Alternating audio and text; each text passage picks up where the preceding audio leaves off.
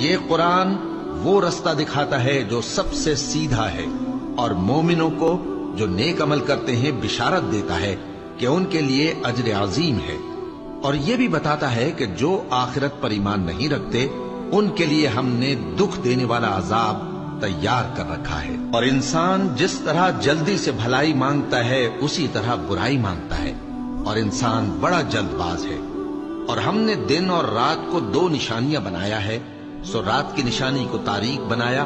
اور دن کی نشانی کو روشن،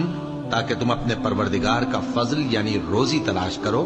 اور برسوں کا شمار اور حساب جانو۔ اور ہم نے ہر چیز کی بخوبی تفصیل کر دی ہے، اور ہم نے ہر انسان کی اعمال نامے کو بصورت کتاب اس کے گلے میں لٹکا دیا ہے، اور قیامت کے روز وہ کتاب اسے نکال دکھائیں گے جسے وہ کھلا ہوا دیکھے گا۔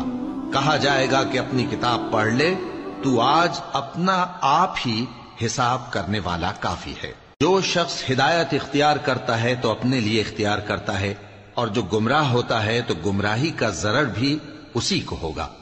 اور کوئی شخص کسی دوسرے کا بوجھ نہیں اٹھائے گا، اور جب تک ہم پیغمبر نہ بھیج لیں عذاب نہیں دیا کرتے۔ اور جب ہمارا ارادہ کسی بستی کے ہلاک کرنے کا ہوا تو وہاں کے آسودہ لوگوں کو فواحش پر مامور کر دیا، تو وہ نافرمانیاں کرتے رہے، پھر اس پر عذاب کا حکم ثابت ہو گیا اور ہم نے اسے ہلاک کر ڈالا۔